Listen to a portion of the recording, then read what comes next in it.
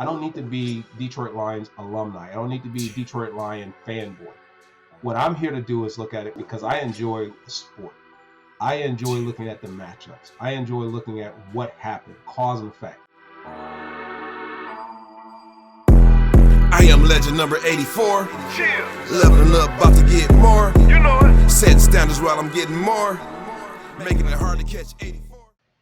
Everyone knew coming into the game that the Lions had some changes made on the offensive line. We already know that Penei Sewell, that's an anchor. When they lost Frank Ragnow, they lost really a leader and also a Pro Bowler at center. And you typically worry about the edge rushers on the passing game, but when you can't run the ball up the middle, that creates an issue. And I think teams are seeing that, and they're going to see that got exposed in this game. This was a very limited play where Jahmyr Gibbs was able to bounce to the outside. That was their bread and butter, coming off of the edge, coming off of receiver blocks, getting on the outside edge of the tight ends, or even going between the tackle and the tight ends. That's where they made a lot of plays. Teams are going to see that and force them to have to compete on the interior part of this offensive line. You get the center that's coming off. He's leading up to hit and seal a linebacker because the ball needs to come on the inside or it needs to go a certain place. But when you completely miss that player, now you have a free player that's going to disrupt the entire play.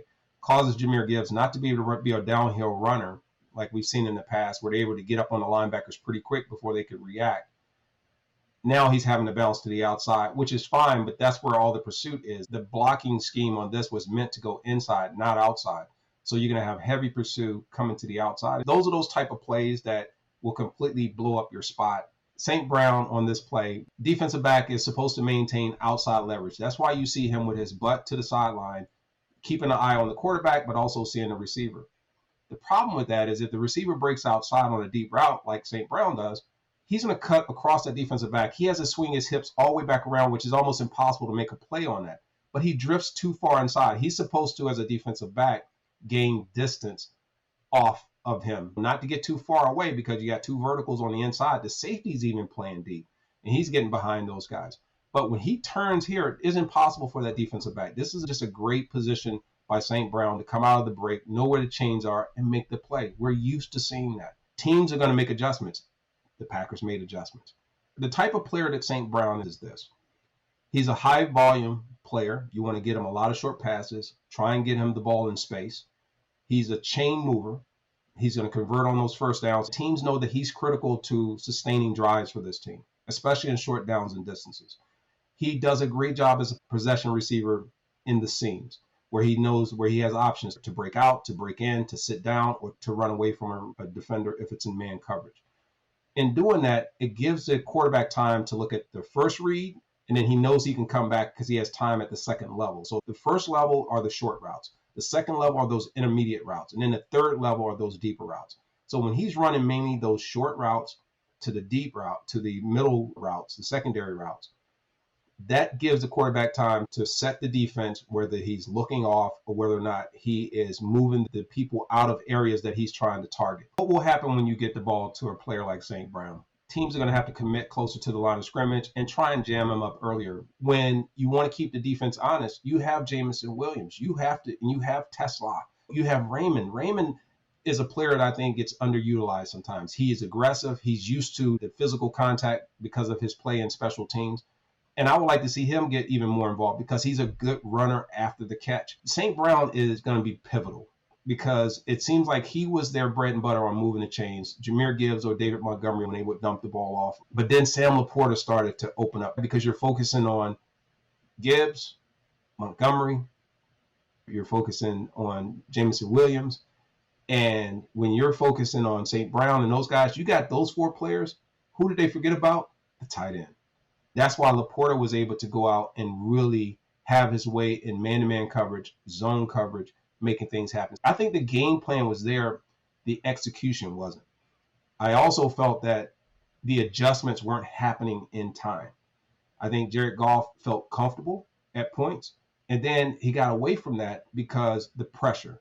They started to get pressure on the outside and winning on the inside a lot. And that was creating chaos on those shorter passes because the quarterback has to move out of the pocket and reset.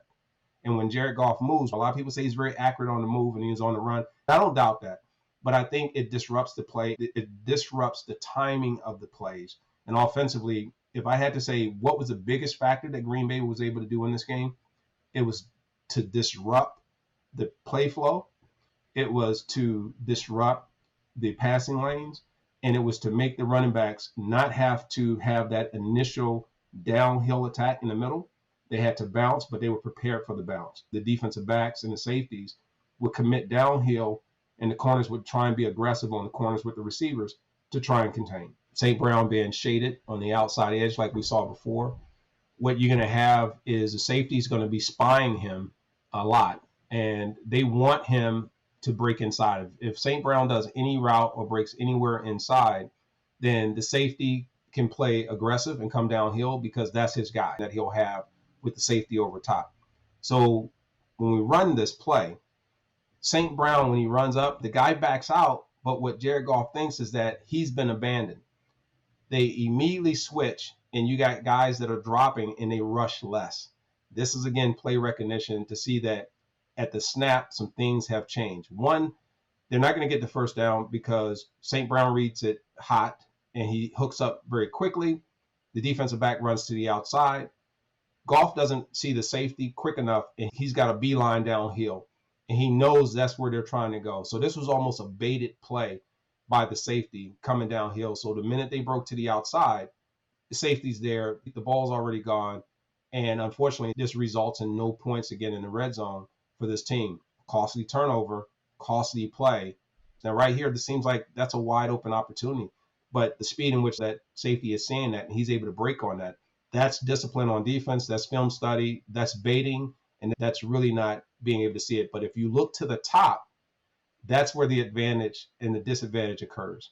You're going to have an in-breaking route, and while the quarterback already had his mind made up to go down to the bottom, you're going to see a receiver come open in the top that has the opportunity to get the first down. Or you create other matchup problems or issues, and you have a back that's swinging wide that potentially you're going to be able to get to the outside, and the safety's way too deep on the left to be able to come down and make that play. So the advantageous side was really to the left, but this was a pre-read. This was him having his mind made up where he was going.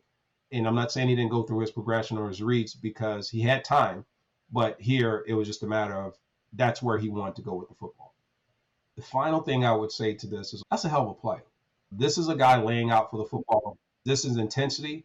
This is a player playing with speed defensively and wanting to make a play. These are playmakers. These are people wanting to be game changers.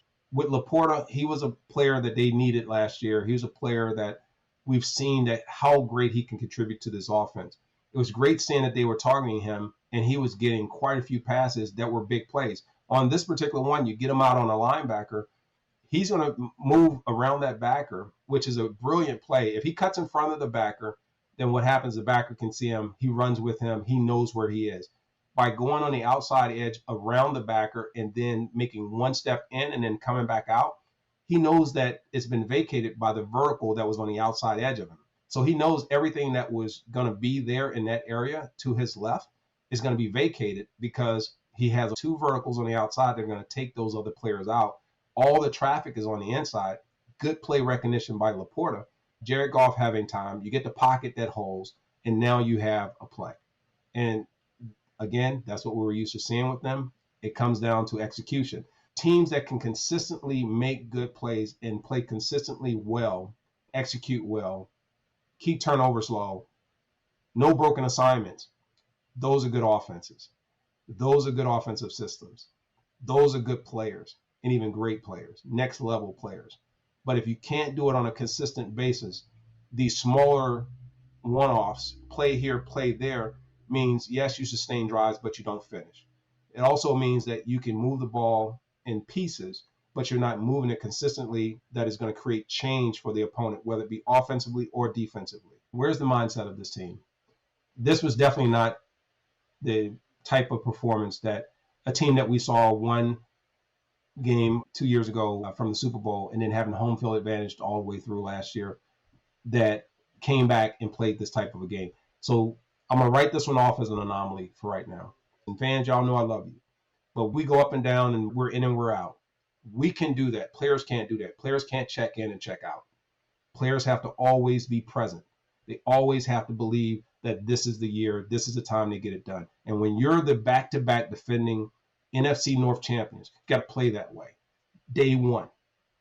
Forget about the preseason. Whether or not this team could have played more in the preseason, that ship has sailed. You got what you got. Either you're ready or you're not. And if you're ready, you have to come out and be ready. This isn't a rookie team. You don't get those excuses anymore. It's the same team. No one gets a pass on this. You got to figure it out.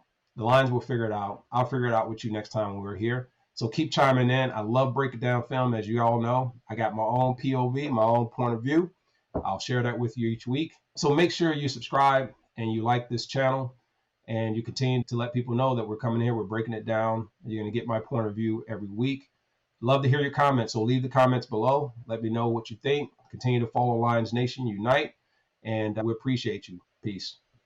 I am legend number 84. Leveling up, about to get more. You know it. Set standards.